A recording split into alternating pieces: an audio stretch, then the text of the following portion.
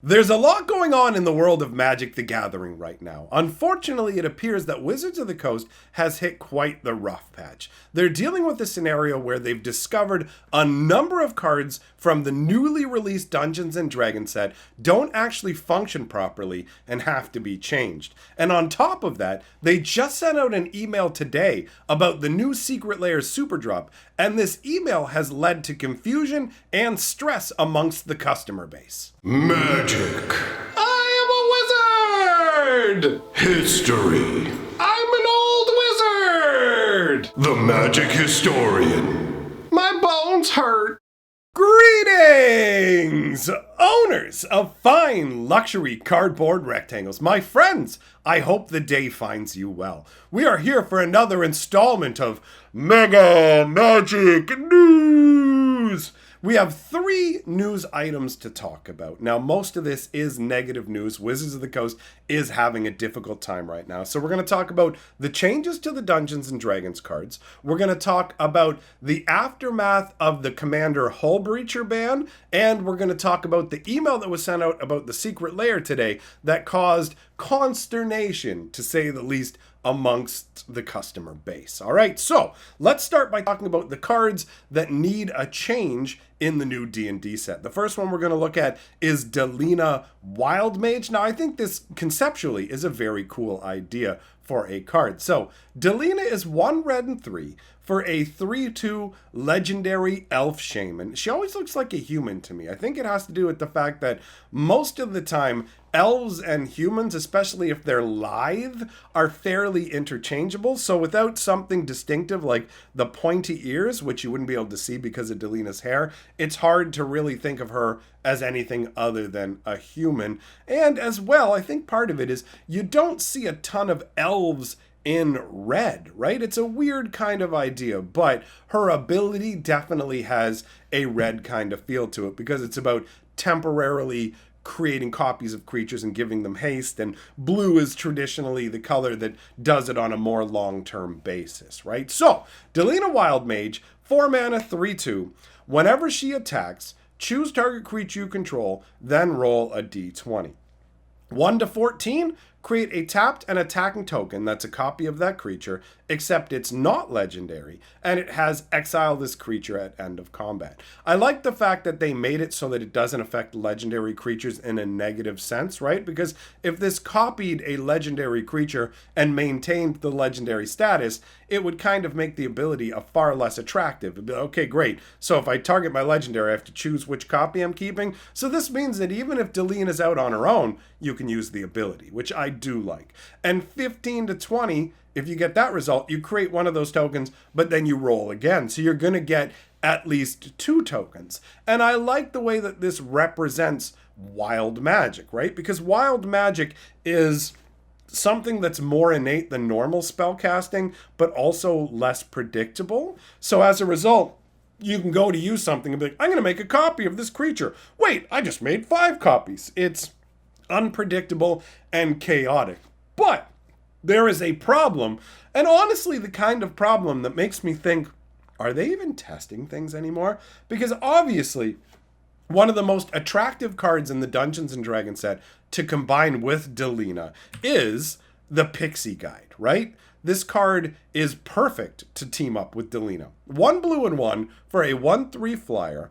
It says grant an advantage. If you would roll 1 or more dice, instead roll that many dice plus 1 and ignore the lowest roll. So it's pretty sweet. Like from Delina's perspective, you attack with Delina, you roll 2 dice, and then whichever is the higher result of those 2 dice, you use that, right? So it gives you a much higher chance of ending up with getting a token. And I think that the concept of Pixie Guide is a lot of fun because most of the time when we see pixies and sprites like this depicted in Magic the Gathering, they're usually troublesome, right? They're there to cause problems. And the flavor text even acknowledges that. It says, pixies are well known as pranksters, but some delight in more helpful magic.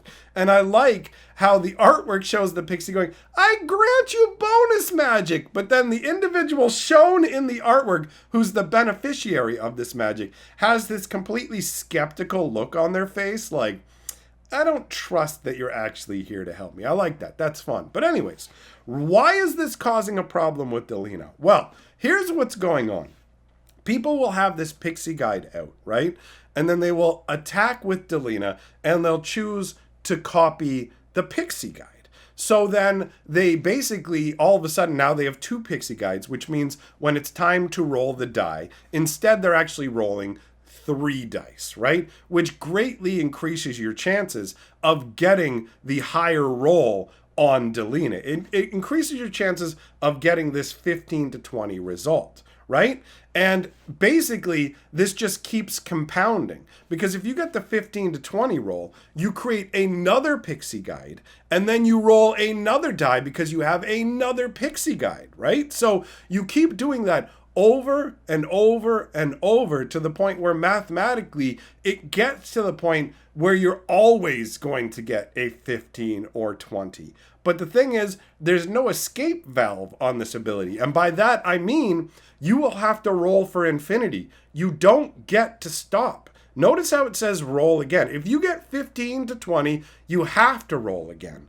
And the pixie guide says that you ignore the lower roll. So you're forced into taking the highest roll, and this forces you to actually go ahead and roll again and again and again and again. So you end up with an infinite amount of these pixie guides, but no way to actually finish the attack because you have to roll forever. So Delina is being changed to say you may roll again. It's just 2 words being inserted. That's all it takes to fix the card and make it function. It is hilarious to me to think, like, there are very few situations in Magic where the game can force you to go on forever. And they, like, how were they not aware of this? Pixie Guide is the obvious card to connect with Delina, right? So it really feels like there's no excuse for this one.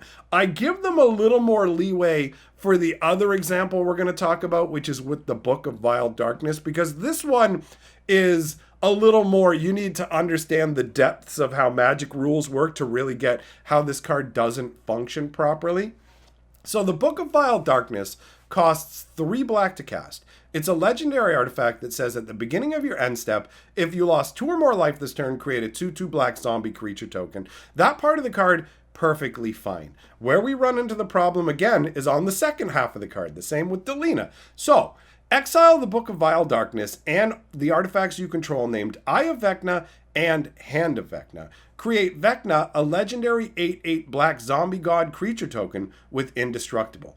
It gains all triggered abilities of the exiled cards. So there's 2 other cards that combine with this, right? You have the Hand of Vecna, and if you don't know about the idea, like, these are literally body parts of a lich that you can graft on to your own body in Dungeons and Dragons. It's absolutely intense. So the Hand of Vecna is 3 to cast, and it's at the beginning of combat on your turn. Equipped creature or a creature you control named Vecna gets +X/+X until end of turn, where X is the number of cards in your hand.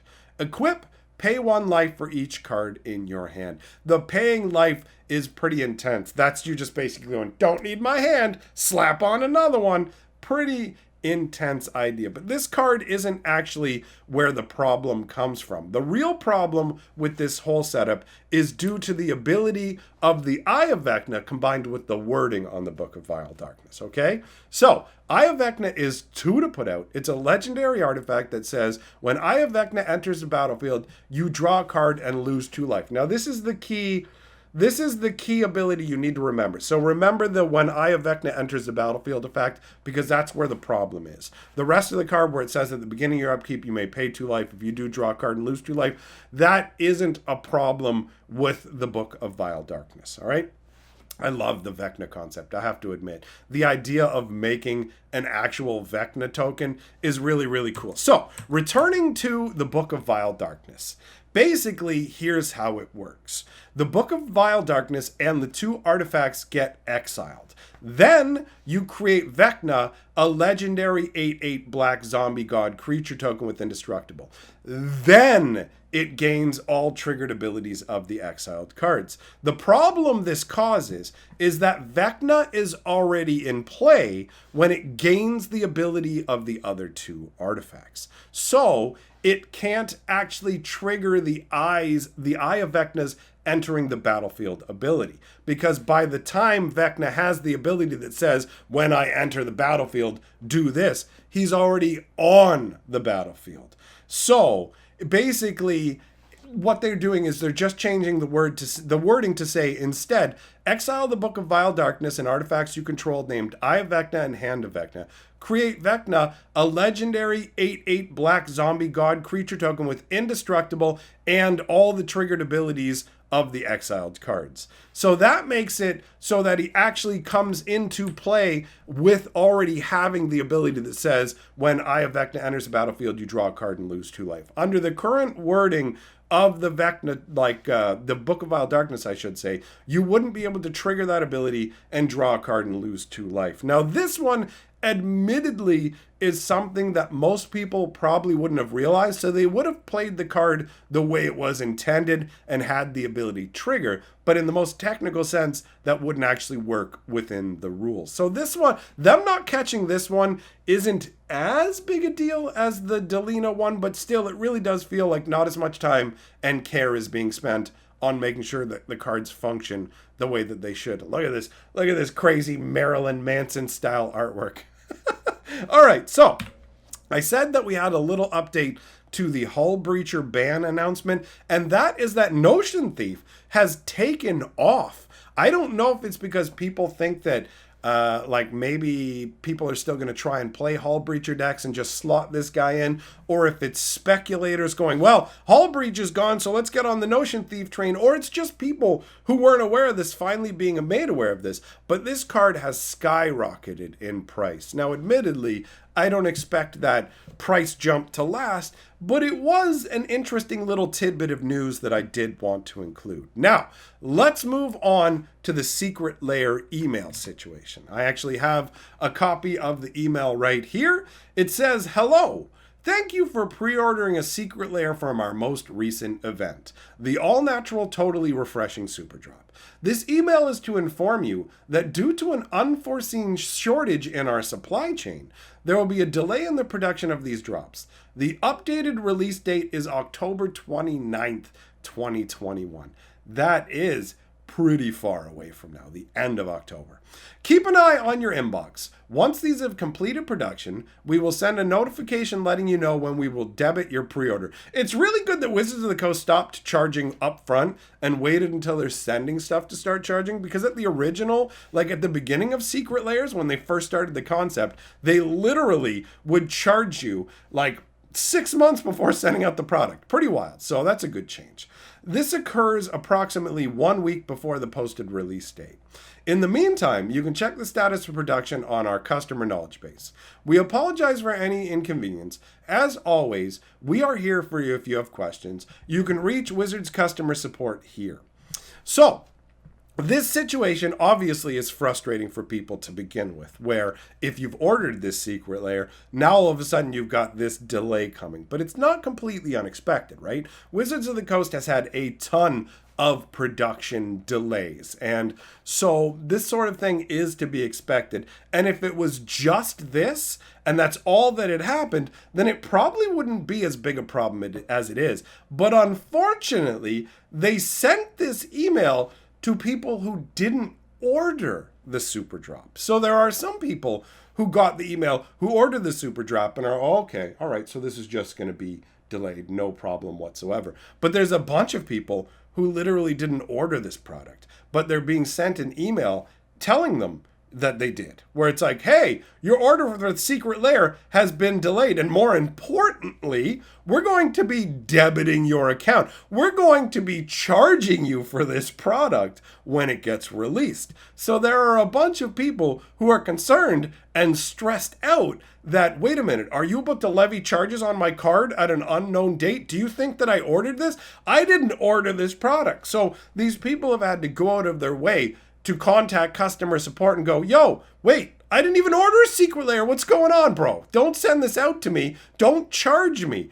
That's not a good look. Do you know what I mean? Like, that's not something that should be happening. You should be able to tell who you've actually sold the product to and not just blanket mail your mailing list out. Like, this is a rookie level move where not only are you frustrating people who've already ordered the product who now have to wait longer, but you're also stressing out, you're freaking out your customers who bought from you previously, didn't buy this, and now have to be worried. Even with the reassurance, even with the company saying, no, you won't be charged. Will you? How much can you take them at their word? They didn't even know who to send the emails to. So how are they going to know who to charge properly? I can understand why people are posting like freaked out about this. I was like, they're going to charge me for a secret layer I didn't even order. What's going on? So that is obviously news as well. Things aren't going too great for Wizards of the Coast right now. Let's hope more good news is coming down the chain. All right, so big shout out to all my patrons. Thank you very much for supporting my channel. If you want to get Magic Historian playmats or if you want to get Magic Historian sleeves, they're available in the description below. They're good times. Thanks for coming by, my friends. See you next time.